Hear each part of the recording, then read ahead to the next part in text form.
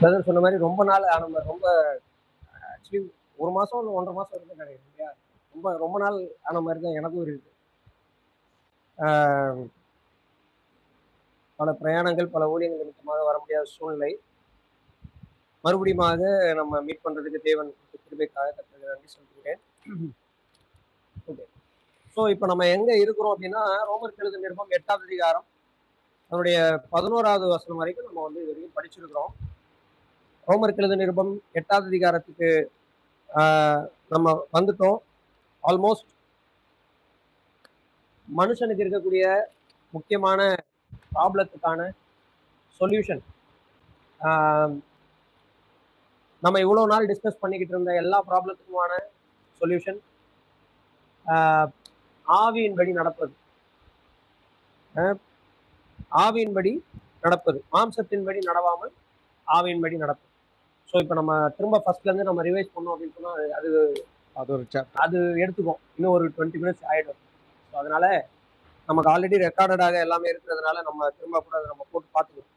சரி, இன்னைக்கு நம்ம படிக்க போகிற பகுதி ரோமர் எழுதின நிருபம் 8வது அதிகாரம் 12லிருந்து 17வது வசனம் வரைக்கும் இருக்கிற அந்த போர்ஷனை தான் நம்ம படிச்சு அதை நாம வந்து கற்றுக்கொள்ள முயற்சி செய்யப்போம். ரோமர் எழுதின நிருபம் 8வது அதிகாரம் 12லிருந்து 17 வரைக்கும் வாசிக்கலாம். 12 to 17. ஆகையால் சகோதரரே, மாம்சத்தின்படி பிழைப்பதற்கு நாம் மாம்சத்துக்கு கடனாளிகள் அல்ல. மாம்சத்தின்படி பிழைத்தால் சாவீர்கள், ஆவியினாலே சரீரத்தின் செய்கைகளை அழித்தால் பிழைப்பீர்கள். மேலும் எவர்கள் தேவனுடைய ஆவியினாலே நடத்தப்படுகிறார்களோ அவர்கள் தேவனுடைய புத்திரராய் இருக்கிறார்கள். அந்தபடி திரும்பவும் பயப்படுகிறதற்கு நீங்கள் அடிமைத்தனத்தின் ஆவியை பெறாமல் அப்பா பிதாவே என்று கூப்பிட பண்ணுகிற புத்திர சுவிகாரத்தின் ஆவியை பெற்றிருக்கிறீர்கள். நாம் தேவனுடைய பிள்ளைகளாய் இருக்கிறோம் என்று ஆவியானவர் தாமே நம்முடைய ஆவியினுடனே கூட சாட்சி கொடுக்கிறார். நாம் பிள்ளைகளானால் சுதந்திரமாமே, தேவனுடைய சுதந்திரரும் கிறிஸ்துவுக்கு உடன் சுதந்திரருமாமே. கிறிஸ்துவுடனே கூட நாம் மகிமைப்படும்படிக்கு அவருடனே கூட பாடுபட்டால் அப்படியாகும். ஓகே. ஸோ 12லிருந்து 17 வரைக்கும் இருக்கிற வசனங்களை நம்ம வாசிச்சோம். ரோமர் எழுதின நிருபம் 8வது அதிகாரத்துல ரொம்ப நம்ம ஃபோக்கஸ் பண்ணி படிச்சுக்கிட்டு இருந்தது இது வரைக்கும் என்ன அப்படின்னா, போன கிளாஸ்ல படிச்ச விஷயம் என்ன அப்படின்னா, டு செட் அவர் மைண்ட்ஸ், நம்முடைய சிந்தையை வந்து மாம்சத்தின்படி வாழ்வதற்காக செட் பண்ணிட்டோம் அப்படின்னா அதனுடைய விளைவு என்ன, ஆவியின்படி வாழ்வதற்கு நம்முடைய சிந்தையை வந்து நம்ம செட் பண்ணி வச்சுட்டோம் அப்படின்னு சொன்னா அதனுடைய விளைவு என்ன, ஆவியின்படி வாழ்வதற்கு நம்முடைய சிந்தையை ஏன் நம்ம செட் பண்ணி வைக்கணும் அப்படின்னு இங்க பவுல் சொல்றாரு என்பதை குறித்தெல்லாம் நம்ம நிறைய விஷயங்களை நம்ம வந்து கற்றுக்கொண்டிருந்தோம். அதனுடைய எண்டா 11வது வசனத்துல இப்படியாக முடிக்கிறாரு. என்ன சொல்றாரு அப்படின்னு சொன்னா, கர்த்தராகிய இயேசு கிறிஸ்துவை மரித்தோரிலிருந்து எழுப்பினவருடைய ஆவி, அந்த ஆவியானவர் உங்களுக்குள் வாசமா இருந்தால் அவர் என்ன செய்வார்?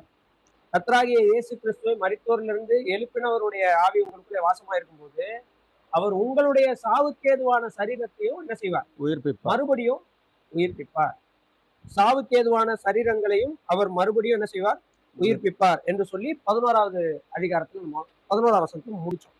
இப்ப 12வது வசனம் எப்படி ஆரம்பிக்குது அப்படின்னா, ஆகையால் சகோதரரே, சூழ்நிலைகள் இப்படி இருக்கிறதுனால மாம்சத்தின்படி பிழைப்பதற்கு நம்ம மாம்சத்துக்கு என்ன இல்லை? கடனாளிகள் இல்லை. இதே கான்செப்ட் நம்ம 6வது அதிகாரத்திலையும் பார்த்துட்டு தான் வந்தோம் இல்லையா? 6வது அதிகாரத்துல என்ன சொல்லி இருக்கு? 14வது வசனம் பாருங்க.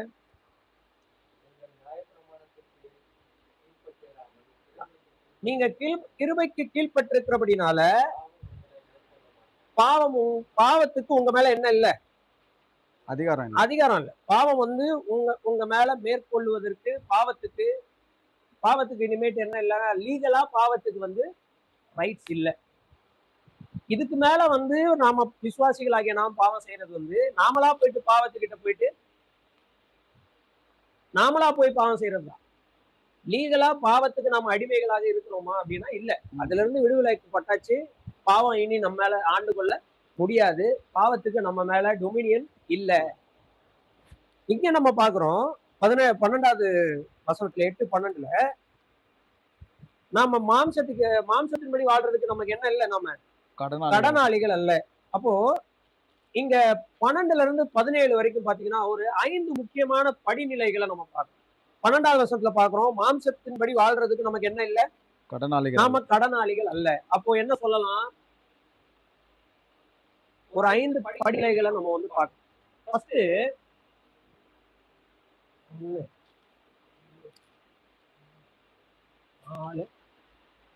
ஓகே, 5 படிநிலைகள். ரோமர் 8:12 என்ன சொல்லுது, மாம்சத்துல இருந்து நமக்கு என்ன இருக்குது, விடுதலை. மாம்சத்திலிருந்து நமக்கு என்ன இருக்கு, விடுதலை. மாம்சத்தின்படி வாழ்றது வந்து கம்பல்சரி கிடையாது. நம்ம கண்டிப்பா மாம்சத்தின்படி வாழ்ந்தே ஆகணும்ன்ற அவசியம் கிடையாது. இப்போ பிராக்டிக்கலா நம்ம திங்க் பண்ணோம்னு வச்சுக்கோங்களேன், மோஸ்ட்லி நம்ம என்ன யோசிக்கிறோம், பிரதர் யார் தான் மாம்சத்துல வாழாம இருக்க முடியும், மாம்சத்துல வாழ்றது வந்து நமக்கு சகஜம் தானே, பிகாஸ் நம்ம நார்மல் பீப்புள் இல்லையா, மாம்சத்தின்படி தான் மேக்சிமம் நம்ம என்ன செய்வோம், வாழ்வோம். இதை நம்ம சொல்லும் போதே நம்ம என்ன ஒத்துக்கிறோம், இப்படி சொல்லும் போது என்ன ஒத்துக்கிறோம், நம்ம மாம்சத்துக்கு இன்னும் என் மேல என்ன இருக்கு, அதிகாரம் இருக்கு. நானும் மற்ற ஜனங்களை போல சராசரி மனுஷன் தான், எனக்கும் ரட்சிக்கப்படாதவங்களுக்கும் டிஃபரன்ஸ் பெருசா இல்ல. இதுதான் நமக்கு பேக் ஆஃப் த ஹெட்ல இருக்கு. அதனாலதான் நம்ம பிராக்டிக்கலா நம்ம பேசும்போது எப்படி பேசுவோம்னா, நானும் சராசரி மனுஷன் தானே, மாம்சத்தின்படி யாருதான் எப்படி 100% ஆவியின்படி எல்லாம் யாராலும் என்ன செய்ய முடியாது, வாழ முடியாது. மாம்சத்தின்படி வாழ்றது சகஜம் தானே, இட்ஸ் நார்மல் தானே அது. அப்போ என்ன செய்யறோம் அப்படின்னு சொன்னா, ஒரு விதத்துல மாம்சத்துல இருந்து கர்த்தர் நமக்கு தந்திருக்கிற விடுதலை வந்து இல்ல நம்ம மாம்சத்தின்படி வாழ்றதுக்கான வாய்ப்பு மனுஷனுக்கு இருக்குது அப்படின்றத நம்ம நார்மலைஸ் பண்ணிட்டு அதை நம்முடைய வாழ்க்கையினுடைய சகஜ நிலைக்கு என்ன செஞ்சோம், அதை நம்ம கொண்டு வரக்கூடியவங்களா இருக்கு. ஆனா வசனம் என்ன சொல்லுது அப்படின்னு சொன்னா, சாவுக்கேதுவான சரீரத்தையே மறுபடியும் உயிர்ப்பிக்கக்கூடிய வல்லமையுள்ள பரிசுத்த ஆவியானவர் எங்க இருக்கிறார், நமக்குள்ள வாசமா இருக்கும் போது நம்ம மாம்சத்தின்படி வாழ்றதுக்கு நமக்கு கடனாளி. நம்ம அதுக்கிட்ட எதுவும் கொடுத்து வைக்கல, மாம்சத்தின்படி நான் வாழ்றதுக்கு அதுக்கிட்ட நான் எதுவும் கொடுத்து வைக்கல இல்லையா, நான் கடனாளி இல்லை. அப்ப எனக்கு மாம்சத்துல இருந்து என்ன இருக்கு, விடுதலை இருக்கு. ரெண்டாவது ரொம்ப முக்கியம், அடுத்த பாயிண்ட் பாருங்க, 13வது வசனம். நம்ம ஆக்சுவலி ஒன்னொன்னா நம்ம டீட்டெயிலா டிஸ்கஸ் பண்ணலாம், பட் 13வது வசனம் பாருங்க. மாம்சத்தின்படி பிழைத்தால் சாவீர்கள், ஆவியினாலே சரீரத்தின் செய்கைகளை அழித்தால் பிழைப்பீர்கள். ரெண்டாவது நமக்கு என்ன 13வது வசனத்துல 8:13 என்ன வாசிக்கிறோம்,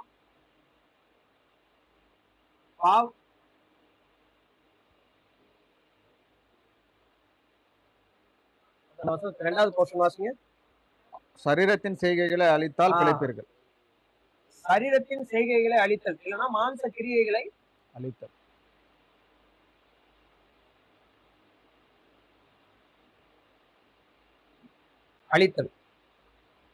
இந்த இடத்துல நம்ம கொஞ்சம் சாப்பிடலாம். மாம்ச கிரியைகளை எதை வைத்து அழிக்கணும், but if by the spirit you put to death the deeds of the body.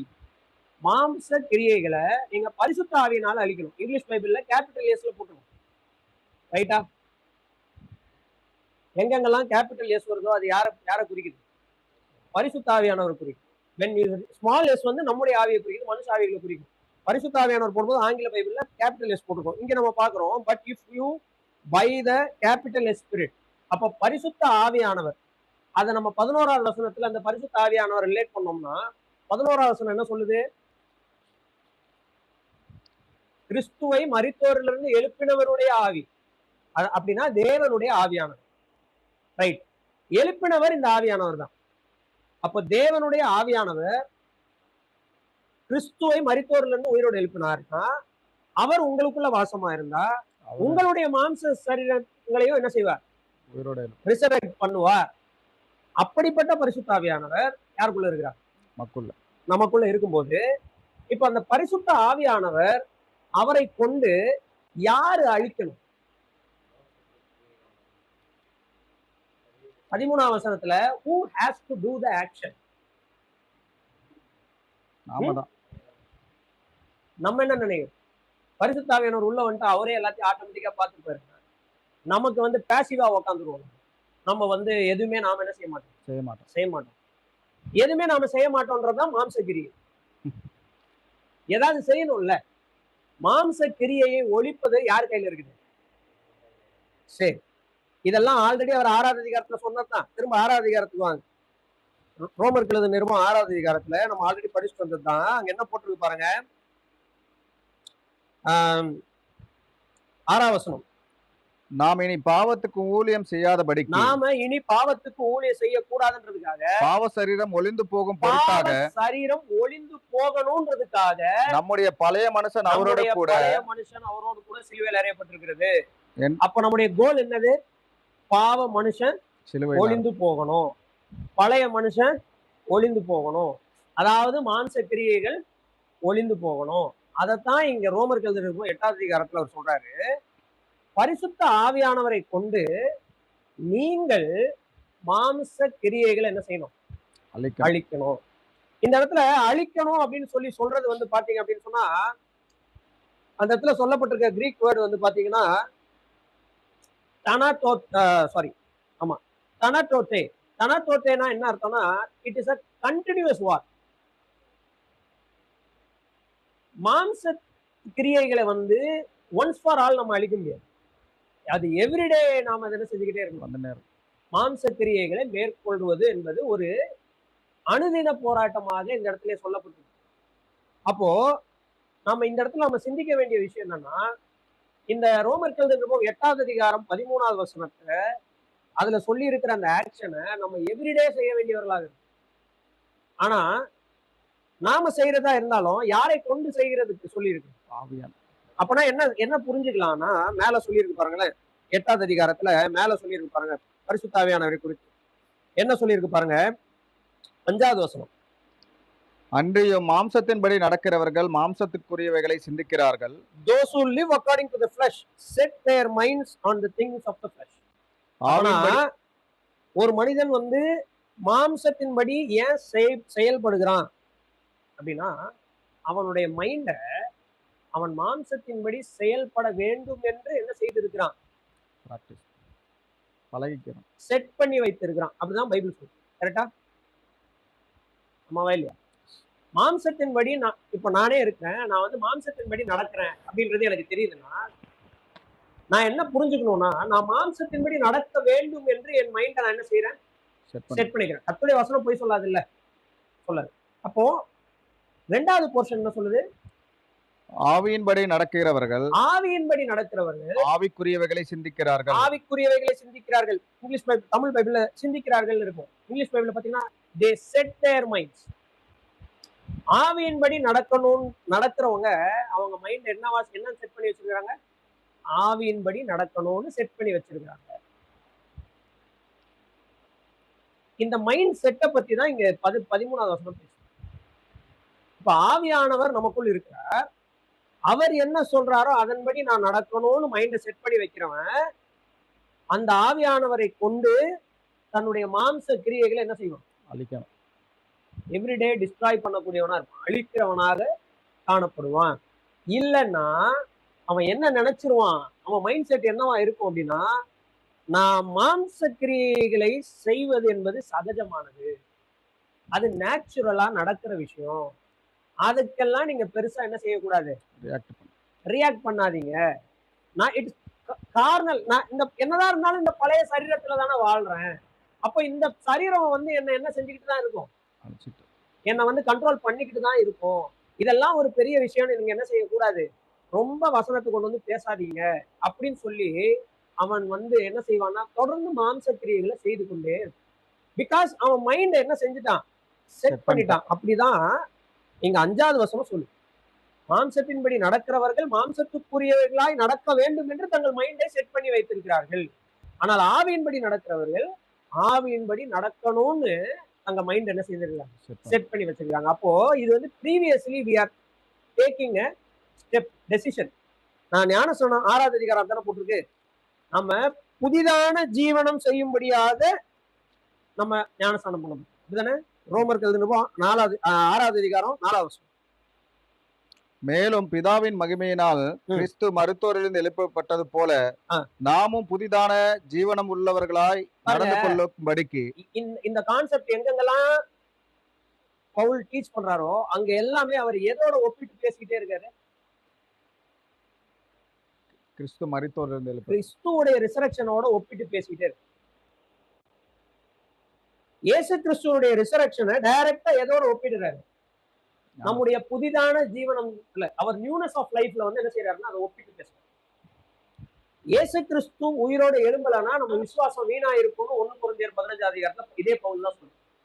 அப்ப இயேசு கிறிஸ்து உயிரோட எழும்புனது மட்டும்தான் நம்முடைய வாழ்க்கையில ஒரு வித்தியாசத்தை என்ன செய்யுது ஏற்படுத்தியிருக்கு. இல்லைன்னா கிறிஸ்தவம் வந்து ஜஸ்ட் அனதர் ரிலிஜன். அதே கோட்பாடுகள், கொள்கைகள், சடங்குகள் அதெல்லாம் மற்ற மதங்கள் என்னென்னலாம் இருக்குதோ அதே மாதிரி இதுலயும் இருக்குதுன்ற மாதிரி முடிஞ்சிடும். மற்ற எதுலையுமே இல்லாத இந்த மார்க்கத்தில் இருக்கிற ஒரே விஷயம் என்னன்னா கிறிஸ்து மரித்தோர்ல இருந்து என்ன செஞ்சிருக்கிறார்? உயிரோடு எழுந்து. அதுதான் நம்ம வாழ்க்கையவே டோட்டலா மாற்றிருக்குது. அதுதான் நம்முடைய விசுவாசத்துக்கான காரணமாவே இருக்கு. அதனாலதான் அதை எப்பவுமே நம்ம மறக்க கூடாது. அவர் மரித்தோர்ல இருந்து எழுப்புனது யார்? ரோமர் 8 சொல்லுது பரிசுத்த ஆவியானவர். அந்த ஆவியானவரை யார்கிட்ட கொடுத்தாரு? நம்ம கிட்ட கொடுத்தாரு. அப்ப நாம அக்கார்டிங் டு ரோமர் 6:4 அடிப்படையில் புதிதான ஜீவனம் செய்யும்படியாக உயிரோட எழுப்பப்பட்டிருக்கிறோம். அப்படித்தானே போட்டிருக்கு. நியூ லைஃப் வாழ்றதுக்காக உயிரோட எழுப்பப்பட்டிருக்கிறோம். To walk in the newness of life. புதுப்பிக்கப்பட்ட ஒரு வாழ்க்கையில் நான் அனுதினமும் நடந்து கொள்ளணும். புதுப்பிக்கப்பட்ட ஒரு வாழ்க்கையில நான் டெய்லி பிராக்டிக்கலா அதை என் வாழ்க்கையில நான் வாழணும் அப்படின்றதுக்காக கர்த்தர் என்ன பண்ணியிருக்கிறாருன்னா என்ன உயிரோட என்ன செஞ்சிருக்கிறார்? எழுப்பி இருக்கிறார். அல்லது நான் அதுக்காக தான் நான் ஞானஸ்நானம் எடுத்துருக்கிறேன். அல்லது நான் ஞானஸ்நானம் எடுத்ததுடைய அர்த்தம் அதுதான். நான் வந்து என்னை வந்து இந்த ஞானஸ்நான தண்ணீர்களுக்குள்ள என்ன நான் ஒப்பு கொடுக்கும் பொழுது, நான் முங்கி எழுப்பப்படும் பொழுது அங்க சொல்லப்படுற சத்தியம் அதுதான். அதைத்தான் ரோமர் 8 அவர் திரும்ப எடுத்து சொல்லும் போது ரொம்ப அஃபார்ம் பண்ணி அதை எக்ஸ்பிளைன் பண்றாரு. நீங்க தான் என்ன செய்யணும் அப்படின்னா பரிசுத்த ஆவியானவர்களுடைய உதவினால இல்ல பரிசுத்த ஆவியானவரை கொண்டு உங்களுடைய மாம்ச கிரியைகளை அழிக்கணும். அப்ப என்ன நடக்குது அப்படின்னு சொன்னா இது வந்து ஒரு டிசிப்ளினாக மாறுது. இது என்ன செய்யுது? ஒரு டிசிப்ளினா மாறுது. இது ஒரு ஒழுக்கம். ஒழுக்கம்னா என்னது? அது வந்து ஒரு ரொட்டீன் டாஸ்க் இல்லையா? டெய்லி காலையில இருந்துச்சு பல்லு வளர்க்கறது ஒழுக்கமா? ஒழுக்கம் தானே. அதே மாதிரி டெய்லியும் பரிசுத்த ஆவியானவரை கொண்டு என் மாம்சத்தை ஒழிக்கிறதுன்றது என்னது?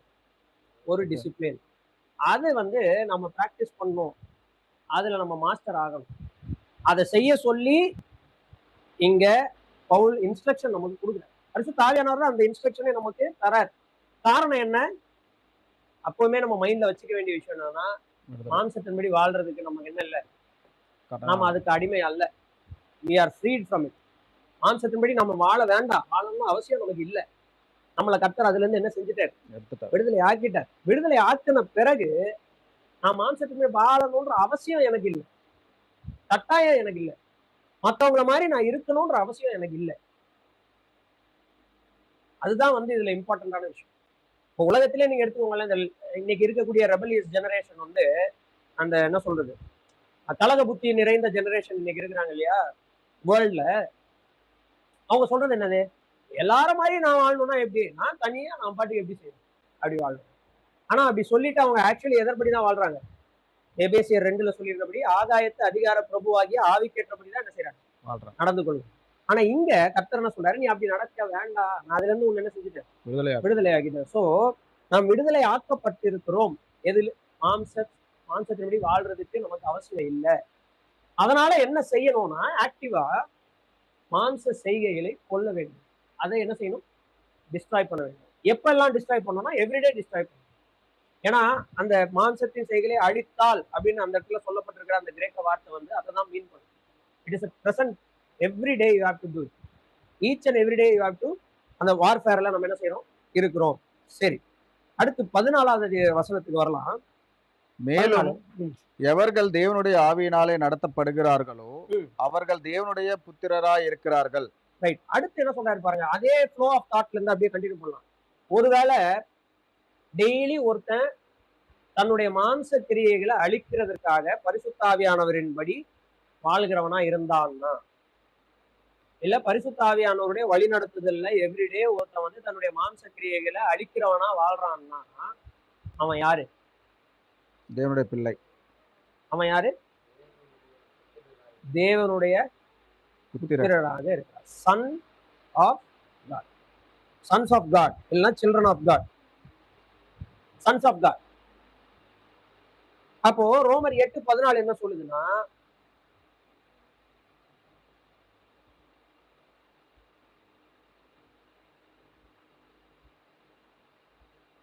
தேவனுடைய புத்திரராக நாம இருக்கிறோம். யாரு? ஆவியின்படி நடக்கிறவர்கள். யாரு? யாரு தேவனுடைய புத்திரர்? 14. ஆவியினாலே நடத்தப்படுகிறவர்கள். தேவனுடைய ஆவியினாலே யார் நடத்தப்படுகிறார்களோ, சரி இப்படி கூட சொல்லலாம், யாரெல்லாம் தேவனுடைய புத்திரரோ அவங்க எல்லாம் தேவனுடைய ஆவியினால நடத்தப்படுகிறவர்களாக இருக்கு. சரி, நான் தேவனுடைய ஆவியால நான் நடத்தப்பட எனக்கு விருப்பம் இல்லை, நான் மாம்சத்தின்படி வாழ்றதுக்கு தான் என் மைண்டை செட் பண்ணிட்டேன். இப்ப நான் சொல்லிக்க முடியுமா நான் தேவனுடைய புத்திரர்னு? சொல்ல மாட்டேன். நீங்க ரொம்ப டாக்டரின் புடிச்சிட்டு ஒன் சேவ்ட் ஆல்வேஸ் சேவ்ட் அந்த டாக்டரின் புடிச்சிட்டு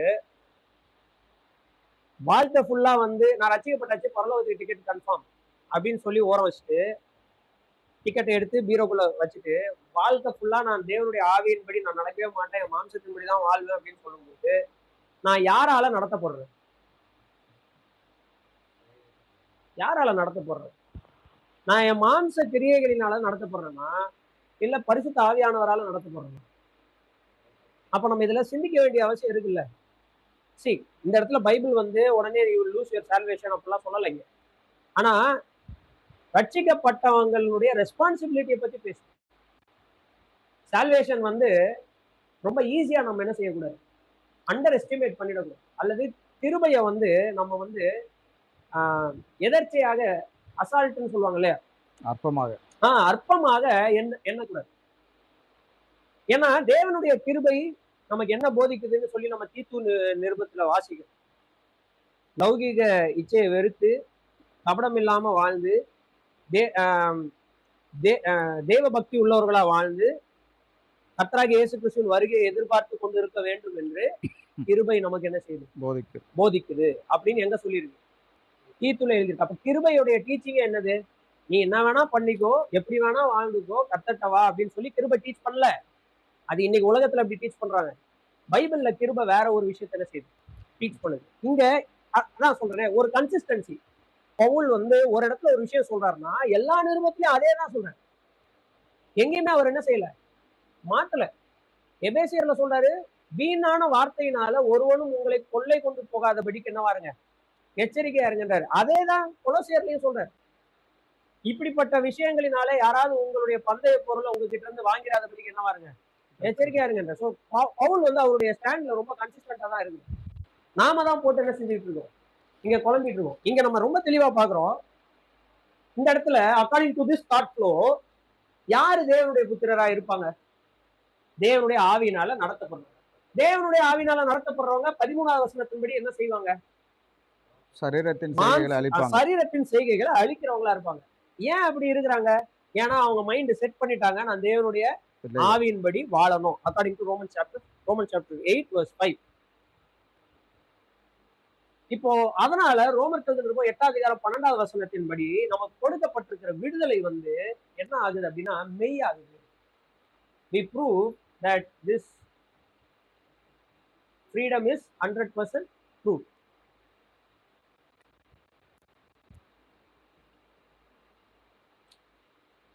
அப்போ நம்ம சுத்தி சுத்தி வந்து பாத்தீங்கன்னா இங்கதான் வந்து நிக்கிறோம். மாம்சத்தின்படி வாழ்றது, ஆவியின்படி. இன்னைக்கு வாரே அதுதானே, வார் பிட்வீன் ஃபிளஷ் அண்ட்.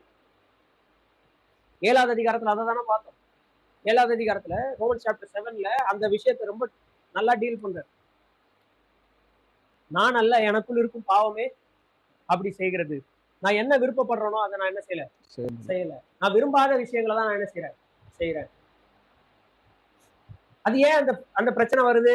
ரோமர் கல்வி நிருபம் 7வது அதிகாரத்தில் போட்டிருக்கு, நியாயப்பிரமாணம் நல்லதுதான், ஆனா நானு மாம்சத்துக்குரியவனா இருக்கிற அப்படின்னால என்னை நான் பாவத்துக்கு என்ன செஞ்சுட்டேன்? வித்துட்டேன். நான் வாலண்டியரா என்ன பாவத்துக்கு வித்து போட்டுட்டேன். அதனால நான் மாம்சத்து கிரியைகளை தான் என்ன செய்யறேன். ஆனா இப்ப கர்த்தர் என்ன பண்றாரு? அந்த வித்து போட்ட நிலைமையில இருந்து மீட்டு எடுத்துட்டார். யாரை கொண்டு? பரிசுத்த ஆவியானவரை கொண்டு. செத்து போன நிலைமையில இருக்கிற வாழ்க்கையிலிருந்து இயேசு கிறிஸ்து எப்படி உயிரோடு எழுந்தாரோ அதே மாதிரி நம்மளும் என்ன செஞ்சுட்டாரு? உயிரோடு எழுப்பி புதிதான ஜீவனத்துல நாம நடந்து கொள்ளணும்னு சொல்லி நம்மளை கொண்டு வந்து வச்சுட்டாரு. அப்படி வாழும்போது நம்முடைய டியூட்டி என்னன்னா, எவ்ரிடே மாம்ச கிரியைகளை பரிசுத்த ஆவியானவரால் வழிநடத்தப்பட்டு அழிக்கக்கூடிய வேலையை நாம செய்யணும். இது ரெகுலர் ரொட்டீன் டிசிப்ளினா நம்முடைய வாழ்க்கையில இருக்கணும். இது அனுதின வாழ்க்கை. அப்படி நடத்தப்படும் பொழுது நாம் யாருடைய புத்திரராக இருக்கிறோம்? நம்ம ஆல்ரெடி சன்ஸ் ஆஃப் காட் தானே, ஆமாவா இல்லையா? அப்புறம் ஏன் அவர் இப்படி சொல்றாரு? பிகாஸ் அவர் என்ன சொல்ல வராருன்னா, ஒரு தேவனுடைய பிள்ளை அவனுக்கு இருக்க வேண்டிய ரெஸ்பான்சிபிள் லைஃபை பத்தி யோவான் 1:12 அடிப்படையில் அவருடைய நாமத்தின் மேல் விசுவாசம் உள்ளவர்களாய் அவரை ஏற்றுக்கொண்டவங்க எத்தனை பேரோ அத்தனை பேர் யாருடைய பிள்ளைகள்? தேவனுடைய பிள்ளை. நம்ம தானே தேவனுடைய பிள்ளைகள். யோவான் அப்போஸ்தலனாகிய யோவான் 1 யோவான்ல இன்னும் ஒரு படி மேல போய் சொல்றாரு, தேவன் தேவனுடைய வித்து யாருக்குள்ள இருக்கு? Seed of God. தேவனுடைய வித்து யாருக்குள்ள இருக்கு? தேவனுடைய பிள்ளைக்குள்ள இருக்கு. தேவனுடைய வித்து என்ன செய்யுது? சீடு வந்து அவருக்குள்ள இருக்கு. ஜெனிசிஸ் சாப்டர் 1ல நம்ம சீடை பத்தி என்ன படிக்கிறோம்? சீடை கர்த்தர் உருவாக்குறாரு இல்லையா? வெர்ஸ் 5 நினைக்கிறேன். அவர் என்ன செய்யறாருன்னா, விதையை பிறப்பிக்கக்கூடிய செடிகளை உருவாக்குறாரு. அந்த விதைகளிலிருந்து செடியை வரக்கூடிய விதைகளை என்ன செய்யறாரு? உருவாக்குறாரு. அப்ப சீடு வந்து எப்படிப்பட்ட ஒரு விஷயம்னா, அந்த சீடுக்குள்ள என்டையர் லைஃப் இருக்கு. தேவன் நமக்கு தந்திருக்கிற வாழ்க்கை ஃபுல்லா எதுல இருக்கு? அந்த சீட்ல இருக்கு. அந்த சீடு இப்ப யாருக்குள்ள இருக்கு? நமக்குள்ள இருக்கு. அந்த சீடை வளர விடாம ஆஃப் பண்றது, அந்த சீடை வளர விடுறது யார் கையில இருக்கு? நம்ம கையில இருக்கு. இதை யார் சொல்றா? யாக்கோபு சொல்றாரு. என்ன சொல்றாரு பாருங்க.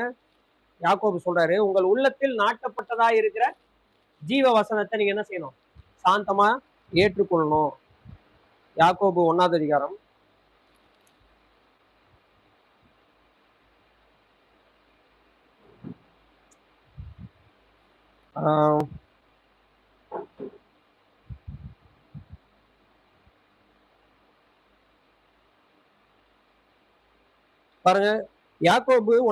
21வது வசனம். ஆகையால் நீங்கள் எல்லாவித அழுக்கையும் கொடிய துர்க்குணத்தையும் ஒழித்துவிட்டு உங்கள் உள்ளத்திலே நாட்டப்பட்டதாயும் உங்கள் ஆத்துமாக்களை ரட்சிக்க வல்லமையுள்ளதாயும் இருக்கிற, ரட்சிக்கப்பட்டவங்களுக்கு தானே எழுதுறாரு. என்ன சொல்றாரு? உங்கள் உள்ளத்திலே கொடிதான எல்லா விதமான மாம்ச கிரியைகளை ஒழிச்சிருங்க, துர்குணத்தை ஒழித்து விட்டு உங்கள் உள்ளத்தில் ஆல்ரெடி இம்ப்ளான்டடாக இருக்கிற வசனத்தை சாந்தத்தோட என்ன செய்யுங்க? ஏற்றுக்கொள்ளுங்கள். புரியுதுங்களா? அப்போ நாம தேவனுடைய பிள்ளையா நம்ம வாழணும் அப்படின்னா நம்ம மாம்ச கிரியைகளை ஒழிக்கிறதுல கான்சென்ட்ரேட் பண்ணணும். இன்னைக்கு ஏன் நான் இதுக்கு இந்த பைபிள் ஸ்டடியில இவ்வளவு நேரம் அந்த மாம்ச கிரியைகளை ஒழிக்கிறது பத்தி பேசிட்டு இருக்கேன்னா, இதுதான் இன்னைக்கு பிலீவர்ஸால இருக்கிறதுலே சிம்பிளா எடுத்துக்கொள்ளப்படக்கூடிய ஒரு விஷயம். It is taken very lightly. எல்லாரும் இப்படிதானே வாழ்றாங்க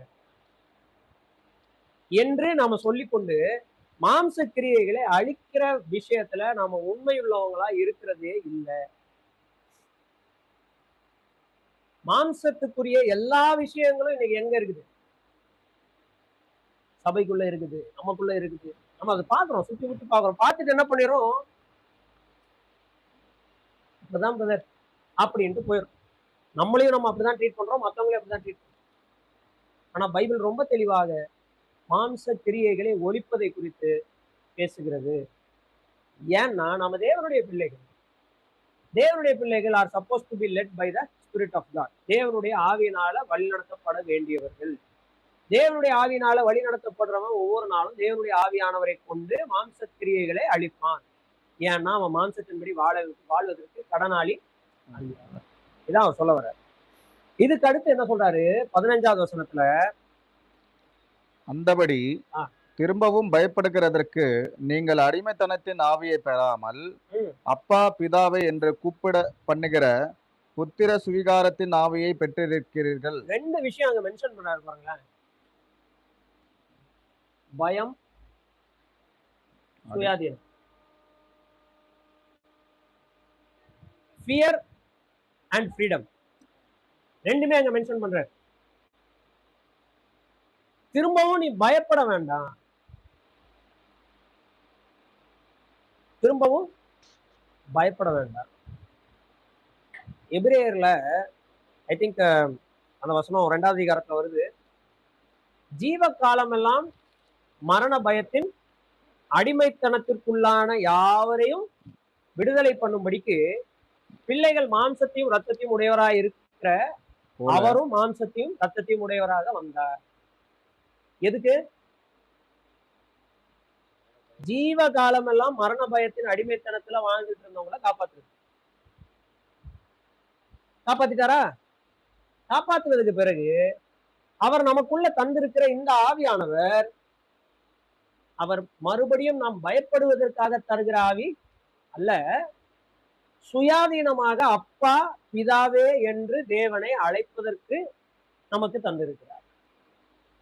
அப்ப இங்க என்ன சொல்றாருன்னா, நமக்கு என்ன அட்வான்டேஜ் இங்க இருக்குது நம்முடைய புதிய வாழ்க்கையிலனா, தேவனே நமக்கு யார் ஆயிடுறாரு? அப்பா.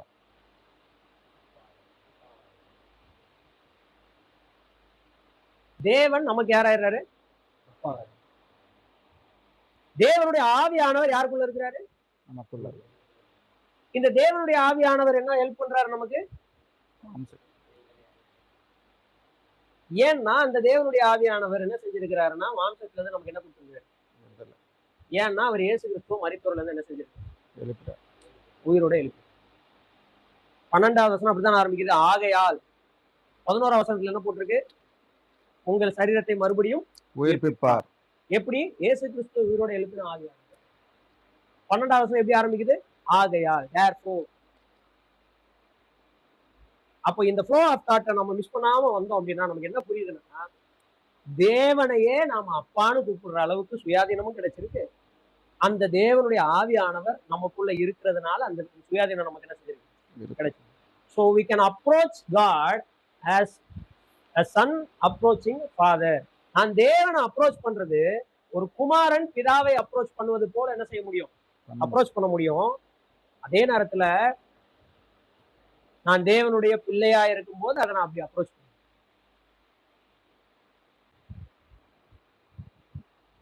நான் என்ன வேணா பண்ணிட்டேன். I am not led by the Spirit of God. How can I come to God saying Abba Father? தேவனை விட்டுருங்க, அவர் forgiving, அவர் gracious God, அதெல்லாம் விட்டுருங்க. இந்த வசனங்களின் அடிப்படையில் we have to understand one thing, that it is my responsibility to be led by the Spirit of God. என்னுடைய பொறுப்பு என்னன்னா, நானு தேவனுடைய ஆவியினால நடத்தப்பட வேண்டும். அதுக்கு ரோமர் 8:5 அடிப்படையில் என் மைண்ட் செட்டை நான் ஃபிக்ஸ் பண்ணணும். நான் தேவனுடைய ஆவியினாலதான் நடத்தப்பட வேண்டும். நான் மாம்சத்தின்படி நடக்க மாட்டேன். ஒருவேளை பை மிஸ்டேக் ஐ டிட் இட்னா அது எனக்கு மிகப்பெரிய வருத்தத்தை என்ன செய்யும்? ஏற்படுத்தும். மகா பெரிய ஒரு என்னுடைய ரொட்டீன் லைஃப்ல அது பெரிய டேமேஜை ஏற்படுத்தும். மனம் திரும்பாத வரைக்கும் என்னால நிம்மதியான செய்ய முடியாது, வாழ முடியாதுன்ற ஒரு இதை ஏற்படுத்தும். நான் அசால்ட்டா சரி ஓகே, யார் பண்ணல? அவர் பண்ணலையா? இவர் பண்ணலையா? அவங்க பண்ணலையா? அந்த ஊழியக்காரர் பண்ணலையா? இந்த மூப்பர் பண்ணலையா? இந்த சபை பண்ணலையா? அப்படின்னு சொல்லிட்டு நம்ம போயிடுறோம்ல. காரணம் என்னன்னா, நம்ம என்ன நினைச்சிடறோம்? மாம்சத்தின்படி வாழ்றது இட்ஸ் நேச்சுரல்னு நினைச்சோம். It's not natural for a child of. தேவனுடைய பிள்ளைக்கு மாம்சத்தின்படி வாழ்றது சுபாவம் அல்ல. உலகத்துல இருக்கிற மனுஷனுக்கு மாம்சத்தின்படி வாழ்றது இயல்பு. நான் சொல்ல வர்றது புரியுதா? ஆனா ரட்சிக்கப்பட்ட பிறகு we are not normal people. நம்ம தேவனுடைய ஆவியானவரை பெற்றிருக்கிறோம். சோ நாம உலக மாம்சத்தின்படி வாழ்றத நேச்சுரல் ப்ராசஸ்னு சொல்லக்கூடாது. It is something unnatural for us. ஏன்னா இந்த வசனங்கள் அப்படிதான் நமக்கு கற்றுக் கொடுக்குது. இந்த வசனங்கள் அப்படிதான் நமக்கு சொல்லிக் கொடுக்குது. தேவனுடைய ஆவியினாலே நடத்தப்படுகிறவர்கள் தேவனுடைய புத்திரராக இருக்கிறார்கள். அந்த தேவனுடைய புத்திரர்கள் தேவனிடத்தில் வரும் பொழுது அவங்க இப்ப பயப்பட வேண்டிய அவசியம் இல்ல. அவங்களுக்கு சுயாதீனம் இருக்கிறது. சுயாதீனம், விடுதலை. they have freedom. அவங்க மாம்சத்தின்படி வாழ்றதுக்கு கடனாளி இல்ல. அவங்க தேவன் கிட்ட வரும் பொழுது பயப்பட வேண்டிய அவசியம் அவங்களுக்கு இல்ல. காரணம் அவங்க யாரால நடத்தப்படுறாங்க? தேவனுடைய ஆவியினால் நடத்தப்படுறாங்க. அந்த ஆவியானவர் இயேசு கிறிஸ்து மரித்தோர்ல இருந்து எழுப்பினவர்.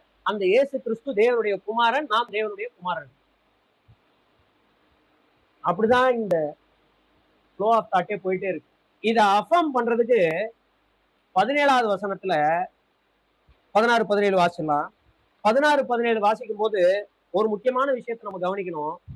இந்த கான்செப்ட் அப்படியே அவர் என்ன செய்யறாருன்னா அஃபர்ம் பண்றாரு. எப்படி பண்றாரு பாருங்க. எப்படி அவரை வாசிங்க. நாம் தேவனுடைய பிள்ளைகளாய் இருக்கிறோம் என்று ஆவியானவர் தாமே நம்முடைய ஆவியுடனே கூட சாட்சி கொடுக்கிறார். இந்த 16வது வசனத்துக்கு நான் கடைசியா வரேன். ஆனா நம்ம வாசிச்சிடலாம். நாம் தேவனுடைய பிள்ளைகளாக இருக்கிறோன்றத ஆவியானவர் யாரு விட்னஸ் பண்றாரு? யாரு சாட்சி கொடுக்கிறாரு?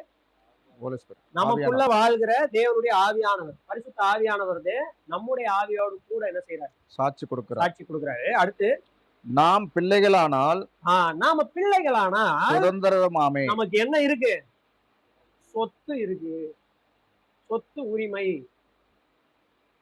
ஹயர்ஸ். நாம் சுதந்திரவாளிகள். நாம் யாரு? சுதந்திரவாளி. அடிமை அல்ல, சுதந்திரவாளி.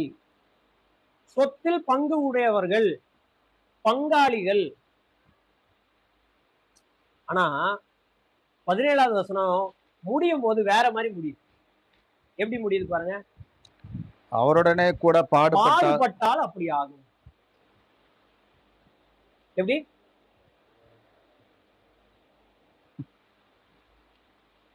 இதே பவுல் தான் வேற இடத்துல எழுதுறார். அவரோடு பாடுபட்டால் அவரோடு கூட ஆளுகை செய்வோம்.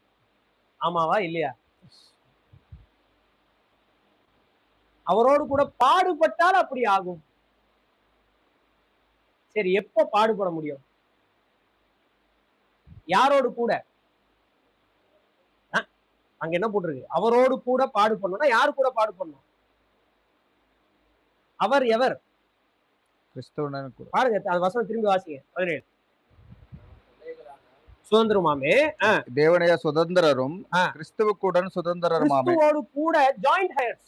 கிறிஸ்துவோடு கூட உடன் சுதந்திரர், உடன் பங்காளி. ஓகே. கிறிஸ்துவுடனே கூட நாம் மகிமைப்படும்படிக்கு, கிறிஸ்துவுடனே கூட நாம மகிமைப்படும்படிக்கு அவருடனே கூட பாடுபட்டால், அவரோடு கூட என்ன செய்யணும்? பாடுபட்டால் அப்படி ஆகும்.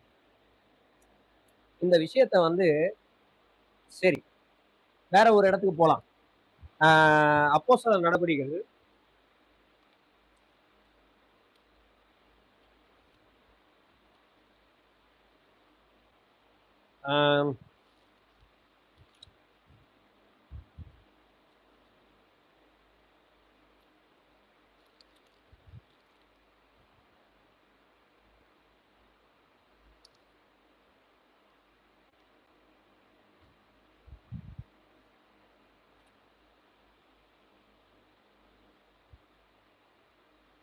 'அப்போஸ்தலனாகிய பவுல அடிச்சு போட்டு போயிடுவாங்க.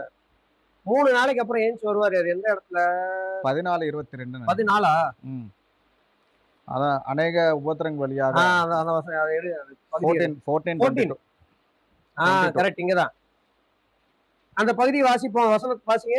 சீசருடைய மனதை திடப்படுத்தி. இல்ல அந்த அதுக்கு மேல உள்ள வசனத்தை சேர்த்து வாசி. 20ல இருந்தா சீசர்கள் அவனை சூழ்ந்து நிற்கையில், அதாவது 20வது வசனத்துல இருந்து அவன் எழுந்து பட்டணத்திற்குள்ளே பிரவேசித்தான். அதாவது 3 நாள் ஆயிடுச்சு. பவுல் எந்திரிச்சிடுறாரு. எந்திரிச்சு ஊருக்குள்ள போறாரு. உடம்பு ஃபுல்லா காயம். அதாவது செத்து போயிட்டாருன்னு நினைச்சு ஊருக்கு வெளியில கொண்டு போய் போட்டாங்கன்னா அப்போ உடம்புக்குள்ள எவ்வளவு காயம் இருக்குன்னு பாருங்க. he has to be immediately admitted in the hospital, ICUல. கரெக்டா? இதான் சிச்சுவேஷன். ஆனா அவன் எந்திரிச்சு எங்க போறாப்ல? பட்டணத்துக்குள்ள டிசைபிள்ஸ பார்க்க போறாரு. டிசைபிள்ஸ சுத்தி நிக்கிறாங்க. இப்ப என்ன நடக்குது? மறுநாளிலே பர்னபா கூட தெர்பைக்கு புறப்பட்டு போனான். அந்த பட்டணத்தில் அவர்கள் சுவிசேஷத்தை பிரசங்கித்து அநேகரை சீசராக்கின பின்பு லிஸ்திராவுக்கும் இக்கோனியாவுக்கும் அந்தியோக்கியாவுக்கும் திரும்பி வந்து சீசருடைய மனதை திடப்படுத்தி விசுவாசத்திலே நிலைத்திருக்கும்படி அவர்களுக்கு தொடர்ந்து ஊழியம் செய்றாங்க, போறாங்க, எல்லாம் பண்றாங்க. திரும்ப வந்து சீசர்கள்ட்ட அதே இடத்துல திரும்ப வந்து சொல்றாங்க. என்ன சொல்றாங்க? நாம் அநேக உபத்திரவங்களின் வழியாய் தேவனுடைய ராஜ்யத்திலே பிரவேசிக்க வேண்டும் என்று சொன்னார்கள். ராஜ்யத்தில பிரவேசிக்க வேண்டும் என்று we must வேண்டும் என்று. ஏன் பவுல் வந்து அத மஸ்ட்னு சொல்றாரு? ஏன் அப்படி சொல்றாரு? பவுல் சொல்றேனே, பவுலுடைய டீச்சிங்ல ரொம்ப கன்சிஸ்டன்டா இருக்காரு. அவர் தீமோத்தேயுக்கு எழுதும்போது சொல்றாரு, அவரோடு பாடுபட்டால் அவரோட ஆளுகை செய்வோம். ரோமர் 8ல சொல்றாரு, அவரோடு பாடுபட்டால் அப்படி ஆகும் மகிமை. இங்க என்ன சொல்றாரு? we must endure all these persecutions in order to enter into the kingdom of God. தேவனுடைய ராஜ்யத்தில் நம்ம பிரவேசிக்கிறதுக்கு இப்படிப்பட்ட பாடுகளை பட வேண்டியது அவசியமாக இருக்கிறது. it is needed for everybody. இது இஸ் நாட் ஆப்ஷன் கிடையாது. நீ பாடுபடுறது படாம இருக்கிறது ஆப்ஷன் கிடையாது. இதுல பாடுன்றது வந்து நம்ம கால்வலி, தலைவலி, கைவலி, மூட்டு வலி, ஜுரம், காய்ச்சலை பத்தி பேசல. கிறிஸ்துவோடு கூட பாடுபடுறதை பத்தி பேசல. சஃபரிங் வித் கிரைஸ்ட் ஜீசஸ், இயேசு கிறிஸ்துவோடு பாடுபடுவதை குறித்து பேசுது. இயேசு கிறிஸ்துவோடு எப்ப பாடுபட முடியும்? இப்ப நம்ம ரோமர் 8க்கு வந்துருவோம். இயேசு கிறிஸ்துவோடு எப்ப பாடுபட முடியும்? தேவனுடைய ஆவியினால வழி நடத்தப்பட்டா நிச்சயமா இயேசு கிறிஸ்துவோடு கூட நாம என்னதான் பட வேண்டி இருக்கும்? பாடுகள் பட வேண்டியது இருக்கும். மாம்சத்தின்படி நடந்தா நமக்கு என்ன இல்ல? இந்த உலகத்துல பாடுகள் இல்ல, பாடு இல்ல.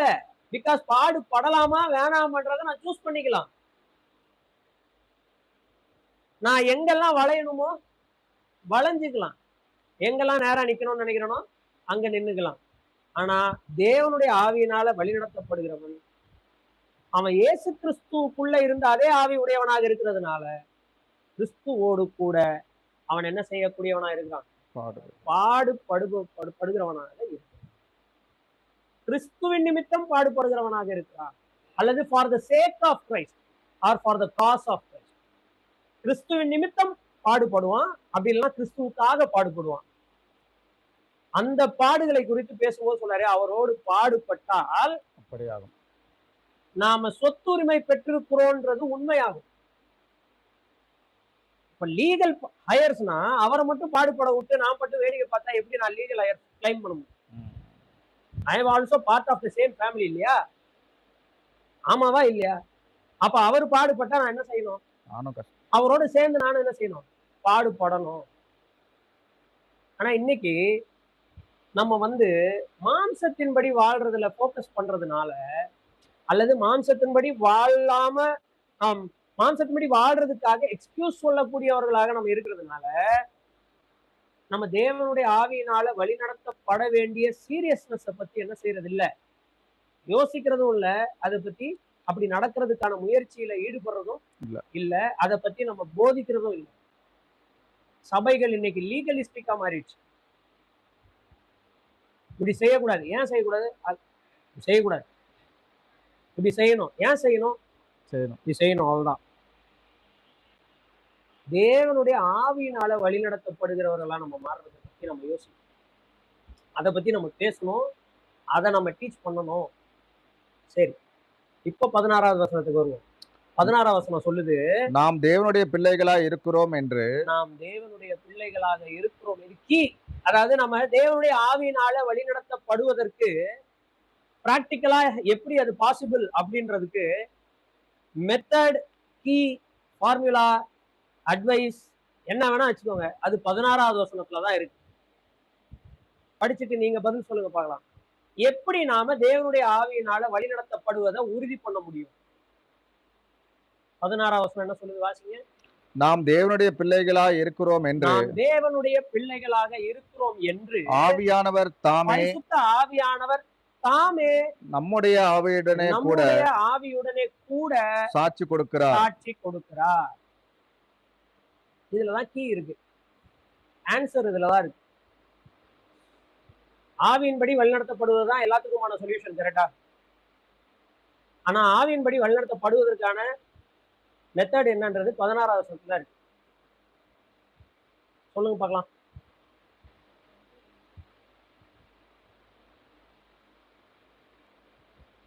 அதை புரிய வைக்கிறதுக்கு என்ன போட்டுருக்கு? தேவனுடைய ஆவியானவர் இருக்காரா? நம்முடைய ஆவி இருக்குதா? இப்போ தேவனுடைய ஆவியானவர் நம்முடைய ஆவியானவரோடு கூட சாட்சி கொடுக்கிறார் அப்படின்னா என்ன அர்த்தம்? we are reconciled. பட் நான் இது கேட்கிறேன், just the meaning of this phrase. தேவனுடைய ஆவியானவர், the Holy Spirit is bearing witness along with our spirit அப்படின்னா what is the meaning?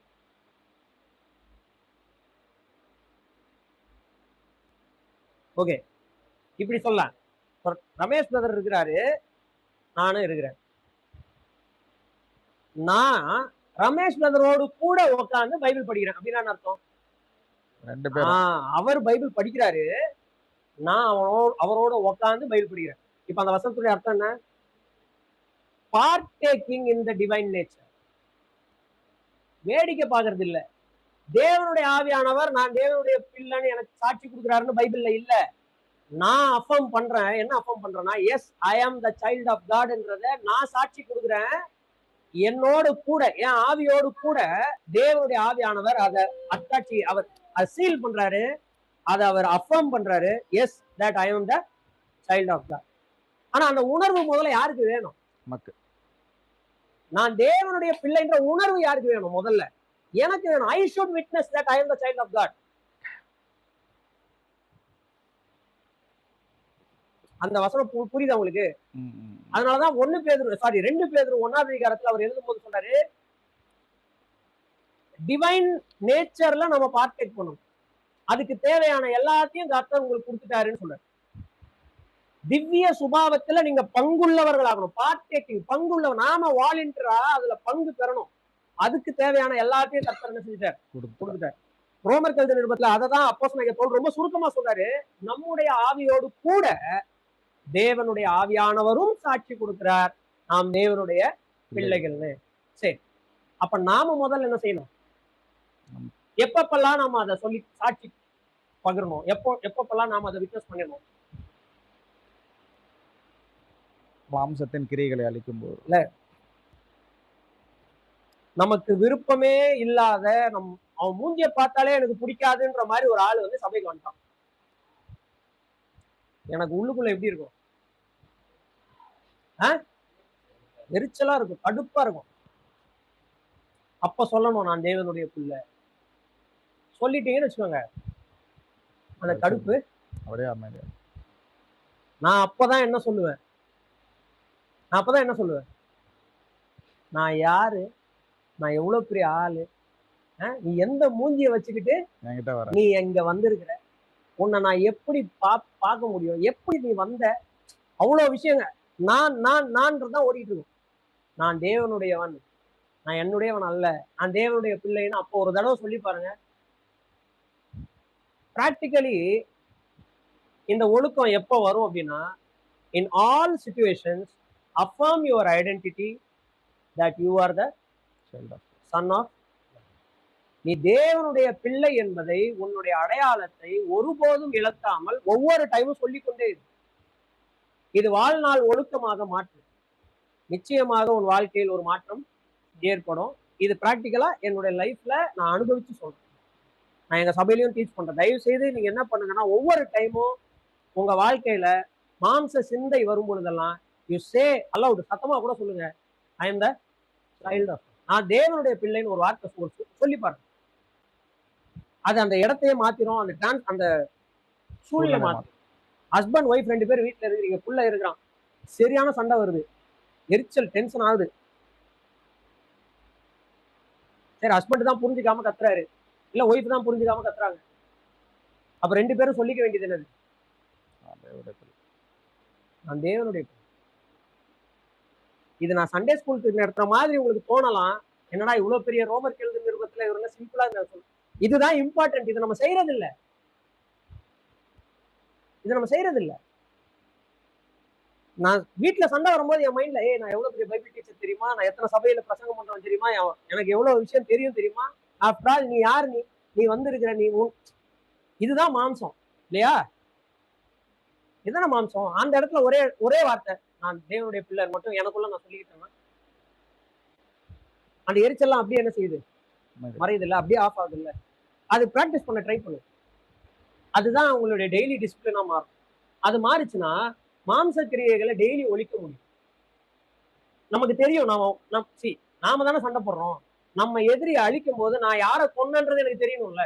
என் பெருமையை நான் கொன்னன்றது எனக்கு தெரியணும். I have to be victorious over my pride இல்லையா? எனக்குள்ள இருக்கிற பல விதமான வெறிகள் எல்லாம் நான் கொள்றேன்றது எனக்கு தெரியணும். இது ஆட்டோமேட்டிக் ப்ராசஸ் கிடையாது. இதை கர்த்தர் ஏன் வாரா வச்சிருக்கிறாருன்னா வி ஷுட் நோ, அது ரெஸ்பான்சிபிலிட்டி இருக்கு. ஏன்னா கிறிஸ்து எப்படி எல்லாம் பாடுபட்டாருன்றதை நான் புரிஞ்சுக்கணும்ல. பிலிப்பியர் 3வது அதிகாரத்துல அப்போஸ்தலனாகிய பவுல் சொல்றாரு, அவருடைய மரணத்துக்குள்ளாகி எப்படியாவது நான் உயிர்த்தெழுதலுக்கு தகுதி உள்ளவன் ஆகும்படிக்கும் நான் எல்லாத்தையும் குப்பை என்று விட்டேன், நஷ்டமாக எண்ணுகிறேன். அப்ப அவர் எடுத்த கான்சியஸ் டெசிஷன் என்னது, நான் கிறிஸ்துவோடு கூட பாடுபடணும். அவருடைய ஒப்பான மரணத்துக்குள்ள நான் போய் என்ன அவர் உயிரோட எழுப்பி இருக்கிறாருல, என்ன உயிரோட எல்லாம் மாற்றி இருக்கிறாருல, இன்னொரு நாள் எழுப்ப போறாருல்ல, அதுக்கு நான் ஒர்த்தியா மாறணும், தகுதி உள்ளவனா மாறணுன்றதுக்காக ஐ லீவ் ஆல் திஸ். என்னுடைய ப்ரைடு, என்னுடைய ஸ்டேட்டஸ், என்னுடைய அதிகாரம் எல்லாத்தையும் நான் குப்பைன்னு விட்டுட்டேன். அவர் சொல்றாரு, நஷ்டம் என்று எண்ணிக்கொண்டு இருக்கிறேன். அவர் இங்க சொன்னார்ல, நமக்கு டீச் பண்றதான் அவர் வாழ்க்கையில செய்யறார். எண்ணிக்கொண்டு இருக்கிறேன், எவ்ரிடே ஃபைட். இன்னைக்கும் நான் அதே மாதிரிதான் நினைக்கிறேன் அப்படின்னு சொல்றாரு. அததான் நமக்கும் டீச் பண்றாரு. தேவனுடைய பிள்ளைகள் நமக்கு அப்போஸ்தலர்கள் நமக்கு அதை தான் நம்ம கற்றுக் கொடுக்குறாங்க. எல்லா அப்போஸ்தலர்களையும் இந்த அப்போஸ்தலருடைய நிருபங்கள் இந்த டீச்சிங் கன்சிஸ்டன்டா இருக்கிறத நீங்க பார்க்க முடியும். யாருமே ஒருத்தர் இதுல கான்ட்ராடிக்ட் பண்ணவே இல்லை. பவுல் இப்படி சொல்லிட்டாரு, பேதுரு இல்ல அவர் அப்படிதான் சொல்லுவாருன்னு சொல்லல. பேதுரு அதை அப்படியே அஃபர்ம் பண்றாரு. become the partakers of divine nature. அதுக்கு நீங்க என்ன பண்ணணும், ஒன்னா ஆட் பண்ணிட்டு கடைசியில எல்லாத்துக்கும் மேலாக அன்பை கூட்டி வழங்குங்கள் சொல்றாரா? விசுவாசத்தோடு தைரியத்தோடு ஞானத்தோடு இச்சையடக்கத்தோடு பொறுமையும் சகோதர சிநேகத்தையும் கடைசியில அன்பையும் கூட்டி வழங்குங்கள். இவைகள் உங்களிடத்தில் உண்டாயிருந்து பெருகினால் நீங்க வீணரா போக மாட்டீங்க, கனியற்றவங்களா இருக்க மாட்டீங்க. ஒருவேளை இந்த விஷயம் யாருக்கிட்ட இல்லைன்னா அவன் ஷார்ட் சைட்டடா இருக்கிறான், கண் சொருகி போன குருடனா இருக்கிறான் போட்டிருக்கா. அப்ப அப்போஸ்தலனாகிய பேதுருவும் சரி, அப்போஸ்தலனாகிய பவுலும் சரி, அவங்க ஒரே டீச்சிங்ல ரொம்ப கான்சென்ட்ரேட்டடா அதை கரெக்டா கான்சென்ட்ரேட்டடா அவங்க அதை டீச் பண்றாங்க. அதை டைல்யூட் பண்ணவே இல்லை, அதை அவங்க கரைக்கல, நீர்த்துளி ஆக்கல, அதை அப்படியே கான்சென்ட்ரேட் பண்ணி டீச் பண்றாங்க, அதை அப்படியே ராவா டீச் பண்றாங்க. அது ரொம்ப முக்கியமானது. அதுல ரொம்ப முக்கியமான டீச்சிங் என்னன்னா, அப்படி இருக்கும் பொழுது நாம அவரோடு கூட பாடுபடுவது நமக்கு பாக்கியமாக தெரியும். இல்லைன்னா பாடுகள் என்பது நமக்கு எக்ஸ்ட்ரா பேகேஜா தான் தெரியும் இல்லையா? அப்போஸ்தலர் நடவடிக்கைகள்ல வாசிக்கிறோம், யோவானும் பேதுருவையும் கூப்பிட்டு மிரட்டுறாங்க. மிரட்டினதுக்கு அப்புறம் நாங்க இயேசு கிறிஸ்து நாமத்தில் தான் பிரசங்கம் பண்ணுவோம்னு சொல்லிட்டு வெளியில வராங்க. அப்போ அவங்கள குறிச்சு சொல்லியிருக்கு, கிறிஸ்துவுக்காக பாடுபடுவதற்கு கர்த்தர் எங்களை தகுதி உள்ளவங்களா மாத்திருக்கிறாரேன்னு நினைச்சு சந்தோஷப்பட்டு போனாங்க அப்படின்னு. இப்ப கிறிஸ்துவுக்காக பாடுபடுவது என்பது பாக்கியமாக கருதப்பட்ட நாட்கள் மாறி இன்னைக்கு கிறிஸ்துவுக்காக பாடுபடுவது ஆப்ஷனாக என்ன செஞ்சிருச்சு, மாறிடுச்சு. ஏன் அங்க நார்த் இந்தியால எங்கேயோ ஒரு மூலையில இருக்கவங்க மட்டும் தான் பாடுபடணுமா, நம்மளாம் பாடுபடக்கூடாதா? இல்ல ஆப்பிரிக்கால, நைஜீரியால, உகாண்டால, சூடான்ல இருக்கிறவங்க மட்டும் தான் பாடுபடணுமா? ஏன் சைனால அண்டர் கிரவுண்ட் சர்ச்சஸ் மட்டும் தான் பாடுபடணுமா? மலைவாழ் மக்கள் மத்தியிலையும் டெய்லியும் உயிரை கையில பிடிச்சிட்டு சுவிசேஷம் சொல்றவங்க மட்டும் தான் பாடுபடணுமா கிறிஸ்துக்காக? இல்ல அது மட்டும் தான் சுவிசேஷத்துக்கான பாடுன்னு நினைச்சிட்டு இருக்கோமா? ஒவ்வொரு நாளும் மாம்ச கிரியைகளை அழிக்கிறதற்காக போராட்டத்தை ஸ்டார்ட் பண்ணோம் அப்படின்னா, ஆவினால வழிநடத்தப்படுகிறவர்களா இருந்தோம் அப்படின்னா நம்ம நிறைய பாடுகளை அனுபவிக்க வேண்டி இருக்கும். அப்போ நமக்கு அதுக்கான தகுதி என்னதுன்னா, நமக்கு கடைசியில கிடைக்கக்கூடிய மகிமை. ஏன் நான் இந்த இடத்துல இவ்வளவு நேரம் பேசுறேன் அப்படின்னா, அடுத்த போர்ஷன்ல போறோம் இல்லையா, அடுத்த போர்ஷன் பாடுகள்ல இருந்து மகிமையை பத்தி ஒரு அழகான டிரான்சிஷனை பேசுது. என்னது? பாடுகள் ஆரம்பிச்சு மகிமை வரைக்கும் இருக்கிற ஒரு அழகான ஒரு பயணத்தை குறித்து அடுத்த பகுதி பேசுது. அப்போ பாடுகளை பத்தி நம்ம அண்டர்ஸ்டாண்ட் பண்ணலன்னா மகிமையை வேற மாதிரி நினைச்சிடும். சோ இவ்வளவு நேரம் நம்ம எடுத்த அந்த விஷயத்துல நம்ம சிந்திச்ச விஷயம் என்னன்னா, மாம்சத்திலிருந்து நம்ம விடுதலை பெற்றிருக்கோம். மாம்சத்தின்படி வாழ்வதற்கு கடனாளிகள் கிடையாது. அதனால நம்ம மாம்ச கிரியைகளை பரிசுத்த ஆவியானவரை கொண்டு ஒவ்வொரு நாளும் என்ன செய்யணும்? அழிக்கணும். அப்படி தேவனுடைய ஆவியினால வழிநடத்தப்படுகிறவங்க தேவனுடைய பிள்ளைகள். இந்த தேவனுடைய பிள்ளைகள் தேவனிடத்துல வருவதற்கு என்ன இல்ல? பயம் இல்ல. அவங்க சுயாதீனம் உடையவங்களாக இருக்கிறாங்க. அவங்க தேவனை அப்பா என்று அழைக்கும் உரிமை பெற்றிருக்கிறாங்க. காரணம், அவங்களுடைய ஆவியில அவங்க தேவனுடைய பிள்ளைகள் டெய்லியும் சாட்சி கொடுக்குறாங்க. அதோடு கூட சேர்ந்து பரிசுத்த ஆவியானவரும் நான் தேவனுடைய பிள்ளைகள்னு சாட்சி கொடுக்குறாரு. அதனால அவரோடு நாம பாடுபடும் பொழுது அந்த மகிமையை நமக்கும் கிடைக்கும். இதுதான் இன்னைக்கு நம்ம பார்த்த விஷயம். நெக்ஸ்ட் கிளாஸ்ல நம்ம பார்க்க போறது ஃப்ரம் சஃபரிங் டு க்ளோரி. அது ஒரு அருமையான ஜேர்னி. அந்த ஜேர்னியை இந்த பூமியில வாழ்றதுக்கு, அந்த ஜேர்னியில நம்ம பயணம் பண்றதுக்கு தான் நம்ம அழைக்கப்பட்டிருக்கோம். ஆனா சஃபரிங்கையே ஏற்றுக்கொள்வதற்கு மனம் இல்லாம நம்ம மாம்சத்தின் கிரியைகள் படி வாழ்றதே நம்முடைய வாழ்க்கையா இருந்துச்சுன்னா சஃபரிங் வந்து நம்ம சஃபர் பண்ண மாட்டோம். நமக்கு பயங்கர வெயில் அடிக்கிறது காலையில 9 மணிக்கு எந்திச்சு வெளியில வந்த உடனே தலை வலிக்குது, அடுத்த வாரம் வந்துடுறேன் சர்ச்சுக்குன்னு சொல்லுவோம். அவ்வளவுதான் நம்ம பாடுகள், தலைவலி. அதனால நான் என்னைக்கு இயேசு கிறிஸ்து ஏற்றுக்கொண்டனோ பிரதர், அன்னையில இருந்து ஒரே முட்டு வலி பிரதர். வேலை வச்சுட்டாங்க பிரதர். டெய்லி ஆபீஸ்ல வேலை வைக்கிறாங்க, ஒரே பாடு பிரதர். அதெல்லாம் பாடுகள்னு பைபிள்ல சொல்லல. நீங்க இயேசு கிறிஸ்துவை ஏற்றுக்கொள்ளனா கூட அதெல்லாம் வரும். அதெல்லாம் பாடுகள்னு பைபிள்ல சொல்ல. கிறிஸ்துவோடு கூட பாடுபடுறதுக்கு இன்னும் சீரியஸா யோசிச்சீங்கன்னா இயேசு கிறிஸ்து இதுல ரொம்ப சீரியஸா இருக்காரு. எப்படி நமக்கு தெரியும்னா, சவுல் வந்து சபையை துன்புறுத்தும். அப்ப இயேசு கிறிஸ்து என்ன கேட்டாரு? என்னை ஏன் துன்பப்படுத்துற? நீ ஏன் என்னை துன்பப்படுத்துற கேட்டாரு. அப்படின்னா என்ன அர்த்தம்? அவர் லார்ட் ஸ்டில் சஃபர்ஸ். சபை அவருடைய சரீரம், அதுக்கு ஏதாவது ஒண்ணு ஆச்சுன்னா அது யாருக்கு ஆனது? அவருக்கு, தலைக்கு ஆனது. இந்த டீச்சிங் ரோமர் கொரிந்தியர்கள் நிருபத்துல 1 கொரிந்தியர் 12 இருக்கு. கை போனா காலில் ஏதாவது அடிபட்டுனா கை போய் கேக்குது, கையே போய் கேக்குது. அப்ப தலை. கிரைஸ்ட் வந்து அவருடைய யூனிவர்சல் பாடி ஆஃப் கிரைஸ்டோட கிறிஸ்து தினந்தோறும் பாடுகளை அனுபவித்துக் கொண்டிருக்கிறார். அந்த யூனிவர்சல் பாடி ஆஃப் கிரைஸ்ட்ல மெம்பர்ஸ் ஆயிருக்கிற நாம அவரோடு கூட பாடுபடுவதற்கு ரெடியா இருக்கிறோமா? எப்ப ரெடியா இருக்க முடியும்னா, ஆவியினால வழிநடத்தப்பட்டா மட்டும்தான் அப்படி இருக்க முடியும். மாம்சத்தின்படி வழிநடத்தப்பட்டா அப்படி இருக்கு. ஸோ மாம்சத்தின்படி நடப்பது அது எக்ஸ்கியூஸ் கிடையாது. மாம்சத்தின்படி நடப்பது நேச்சுரல் கிடையாது. It is out of nature for a child of God. தேவனுடைய பிள்ளைக்கு மாம்சத்தின்படி நடப்பது என்பது சுபாவம் அல்ல. ரட்சிக்கப்படாதவனுக்கு மாம்சத்தின்படி நடப்பது சுபாவம். ஏன்னா அப்படிதான் எபேசியர்ல போட்டிருக்கு. சுபாவத்தினாலே பை நேச்சர் நீங்க கோபாக்கினையின் பிள்ளைகளாக இருந்தீர்கள். You are the children of wrath of God by nature. But God changed our nature. தேவன் நம்முடைய சுபாவத்தை மாத்திட்டாரு, விடுதலை கொடுத்துட்டாரு, பரிசுத்த ஆவியானவர் நமக்குள்ள இருக்கிறாரு. அப்படி இருக்கும்போது நம்ம என்ன கவனமா கவனிக்கணும்னா, மாம்சத்தின்படி வாழ்தல் என்பது ஒரு தேவனுடைய பிள்ளைக்கு இட் இஸ் நாட் நேச்சுரல். அது சுபாவமானது. அதை ஒழிப்பதுதான் நேச்சுரல். மாம்ச கிரியைகளை ஒழிக்கிறது தான் என்னது? நம்முடைய நேச்சரா இருக்க வேண்டும். இதை தீர்மானமாக எடுத்து நம்ம செயல்படுவோம். கர்த்தருடைய நாம மகிமைப்படுவதாக. யாருக்கு ஏதாவது கேள்வி இருந்ததுன்னா கேட்கலாம், இன்னைக்கு நடந்த விஷயங்கள்ல இருந்து. அப்படி இல்லை அப்படின்னு சொன்னா நம்ம ஜெபம் பண்ணிக்கலாம். இந்த கிறிஸ்துவுடனே கூட பாடுபடுதல் இருக்குல்ல, ஏற்கனவே கிறிஸ்து பாடுபட்டு நம்மளை கொண்டு வந்துட்டாரு. மறுபடியும் அந்த கிறிஸ்துவுடனே கூட பாடுபடுதல்னா என்ன மீன் பண்றீங்க கரெக்டா? கிறிஸ்துவுடனே கூட பாடுபடுதல் இப்போ நம்ம சரீரனுடைய மாம்ச இச்சைகளை மட்டும் அழிக்கிறத மீன் பண்றதா இல்ல?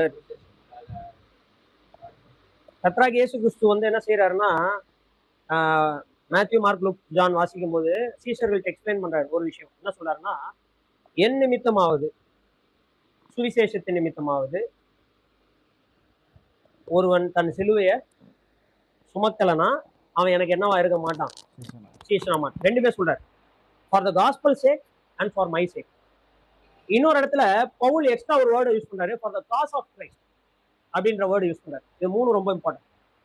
காஸ் ஆஃப் கிரைஸ்ட் அப்படின்னா கிறிஸ்துவுக்குரிய விஷயங்களுக்காக, எதெல்லாம் கிறிஸ்துவுக்குரிய விஷயமோ அந்த விஷயங்களுக்காக பாட சகிக்க நாம ரெடியா இருக்கணும். ஏன்னா அது காஸ் ஆஃப் கிரைஸ்ட், அது கிறிஸ்துவுக்குரிய விஷயங்கள். அப்படின்னா என்ன அர்த்தம்னா, கிறிஸ்து நம்மோடு கூட பாடுபட ரெடியா இருக்கிறார் அந்த விஷயங்கள்ல அப்படின்னு அர்த்தம்.